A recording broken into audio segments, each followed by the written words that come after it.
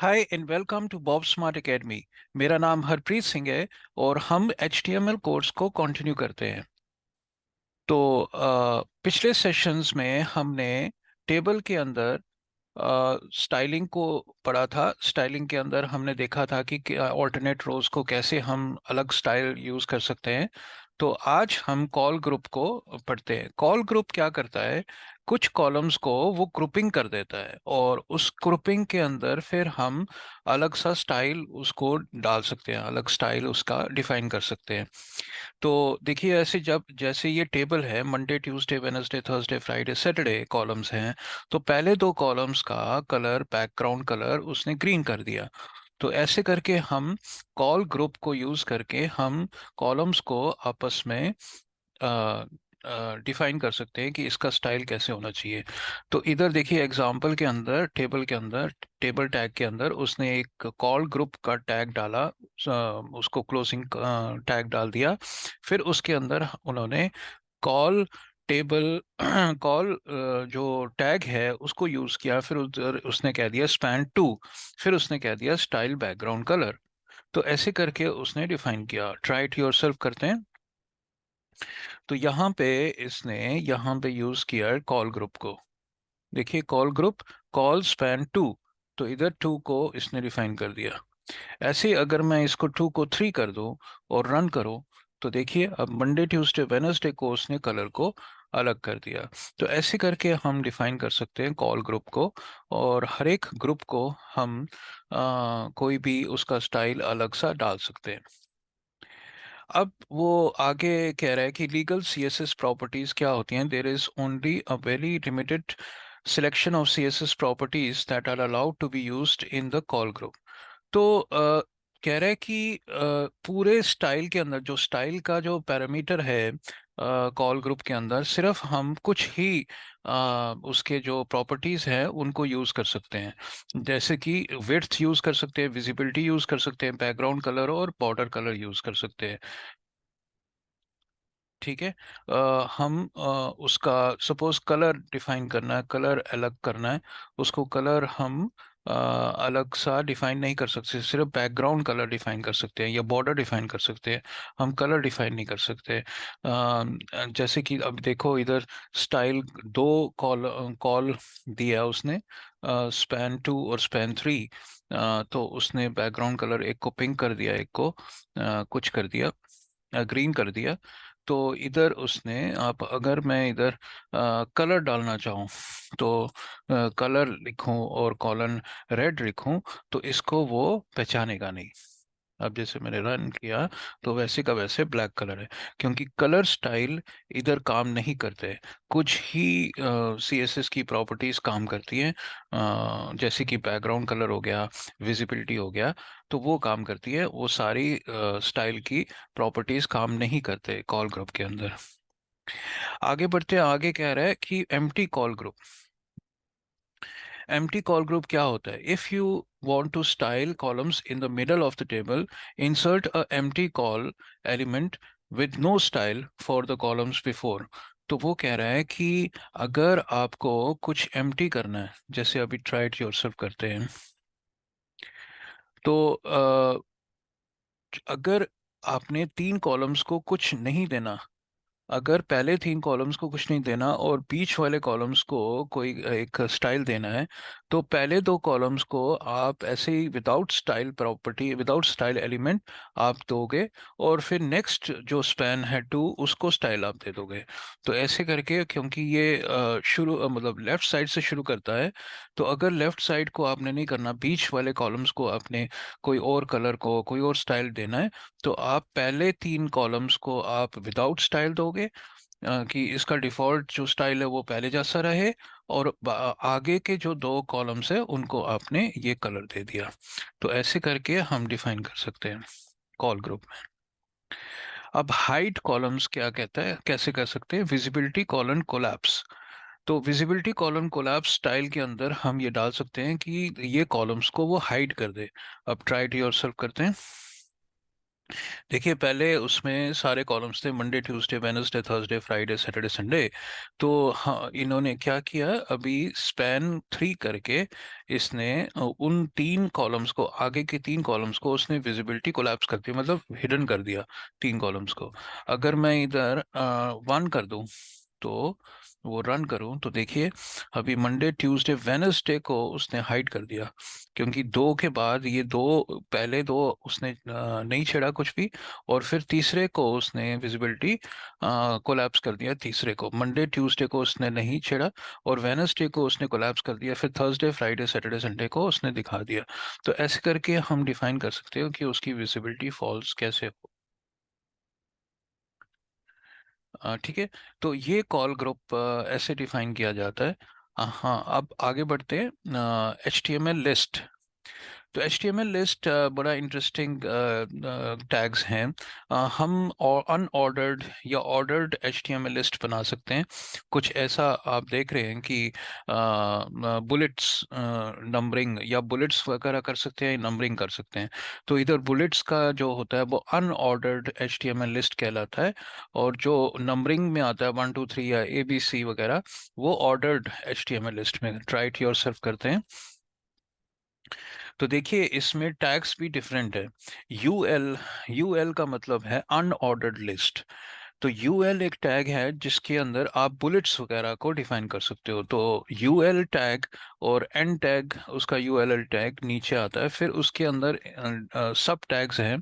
L I, L I एक item है, first item, उसके अंदर हमने कोई टेक्स्ट लिख दिया, फिर सेकंड आइटम, फिर थर्ड आइटम, ऐसे करके बड़े सारे आइटम्स इस यूएल टैग के अंदर हम डाल सकते हैं। तो देखिए अब राइट साइड पे ये कॉफ़ी टी और मिल्क लिखा हुआ है बुलेट्स की तरह। ऑर्डर्ड लिस्ट ओएल कहलाता है। यूएल है अनऑर्डर्ड लिस्ट, और ओएल है ऑर्डर्ड लिस्ट। तो ऑर्डर्ड लिस्ट में भी एल आई यूज होता है डिफाइन करने के लिए कि मुझे क्या क्या आइटम्स चाहिए। तो सिर्फ ये ओ एल और यूएल का डिफरेंस है, बाकी अंदर तो सेम है। ठीक है जी। तो इधर देखिए कॉफी टी मिल्क 1 2 3 लिखा हुआ आ रहा है, और वहां पे ऐसे नहीं आ रहा। ओके, आगे बढ़ते हैं। तो वही चीज उन्होंने बताई है। An unordered list starts with the UL tag, each list item starts with L I tag. तो वही उन्होंने बताया। ऑर्डर्ड लिस्ट भी ओएल करके है। फिर HTML डिस्क्रिप्शन लिस्ट। अब डिस्क्रिप्शन लिस्ट क्या है, एक टैग है डीएल। डीएल और डीटी और डीडी, तो इधर हम देख लेते हैं। तो डिस्क्रिप्शन वगैरह हम डाल सकते हैं डीएल से। तो डीएल एक टैग है जिसके अंदर हम डीटी डालेंगे और डीडी डालेंगे। तो ऐसे करके हम ट्राई इट योरसेल्फ करते हैं। देखिए अब दो बुलेट्स आ गए। देखो जैसे ये कॉफी है, उसके नीचे बुलेट है black colour, black hot drink, और मिल्क में जो डिस्क्रिप्शन है वाइट कोल्ड ड्रिंक। ऐसे करके हम डाल सकते हैं। तो डीएल एक डिस्क्रिप्शन लिस्ट है जिसके अंदर डीटी यूज होता है और डीडी यूज होता है। डीटी डीडी, डीटी डीडी, ऐसे करके हम डिफाइन कर सकते हैं डिस्क्रिप्शन लिस्ट को। तो इधर उसने समरी में सारे टैग्स डाल दिए, UL OL L I D L D T D D. तो ये जो हमने अभी पढ़ा है इसका वो डिस्क्राइब कर रहा है कैसे है। आगे बढ़ते हैं, अब डिटेल्स में जाते हैं। अनऑर्डर्ड लिस्ट में, अनऑर्डर्ड लिस्ट जो है वो यूएल यूएल करके, उसके अंदर जो एल आई करके है, ये हमने पढ़ लिया है। अब इसके अंदर बड़े सारे स्टाइल्स हैं। अब देखो बाय डिफॉल्ट तो वो एक डॉटेड करके बुलेट आ रहा है, बट अगर हमें उसका डिस्क टाइप कर रहे हैं, सर्कल करें, स्क्वायर करें या नन करें, तो हम इधर जाकर स्टाइल के अंदर डाल सकते हैं। यूएल के अंदर, स्टाइल के अंदर parameter list hyphen style hyphen type colon disc. अगर मैंने डिस्क डाल दिया तो कुछ ऐसा करके नजर आएगा डिस्क। अगर मैंने इसको कोई और डालना चाह, सर्कल डालना चाह, तो मैं इधर सर्कल लिखूंगा और रन करूंगा। तो देखिए ऐसे करके सर्कल कर की तरह आ गया।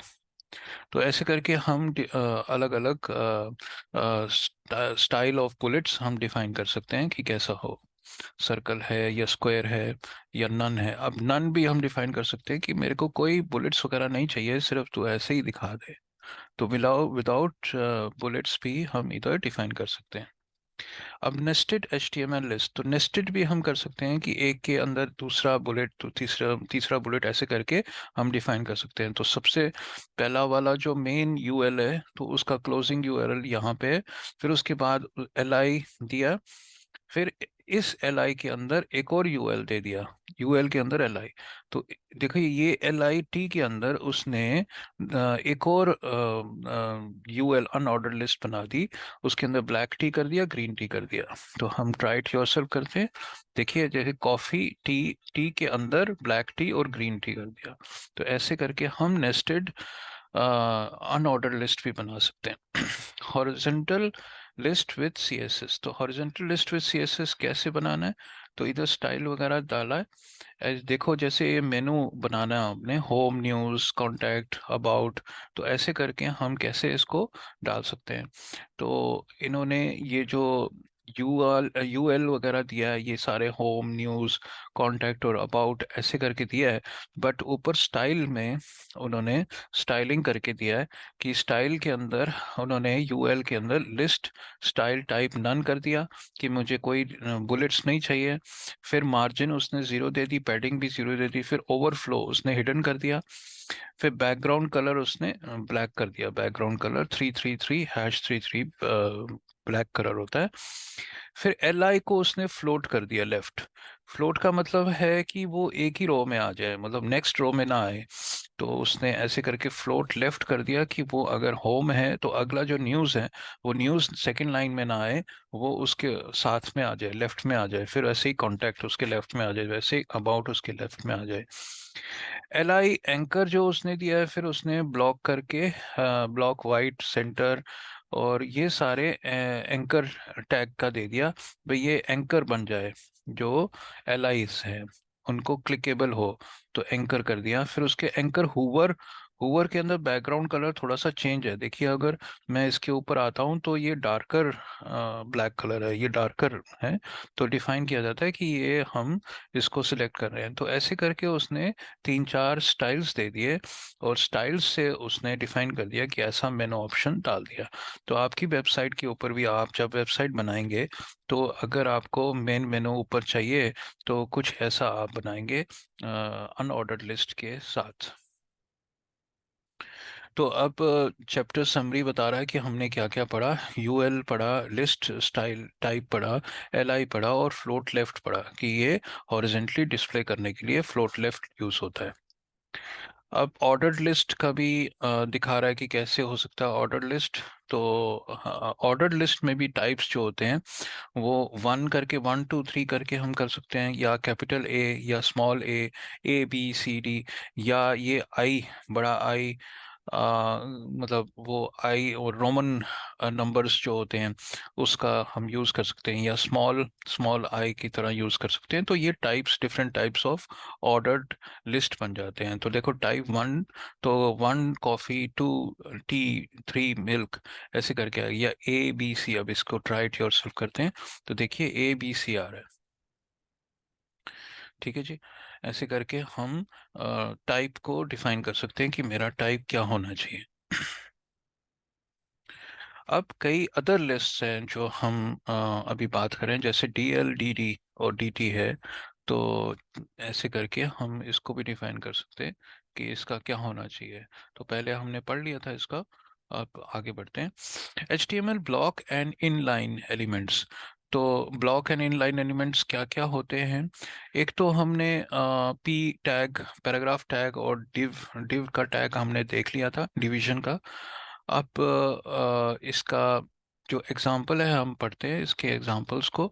तो P टैग, पैराग्राफ टैग और div टैग हमारा ये div टैग है, तो इसको हमने पढ़ लिया था। और अलग से block level elements in HTML हैं, जैसे कि एड्रेस है, आर्टिकल है, असाइड है, ब्लॉक कोड है, कॉन्वर्स, ये सारे टैग्स हैं जो ब्लॉक लेवल एलिमेंट्स टैग्स हैं। कुछ कुछ हमने पढ़ लिए थे, कुछ अब लाइकली हम पढ़ने जा रहे हैं।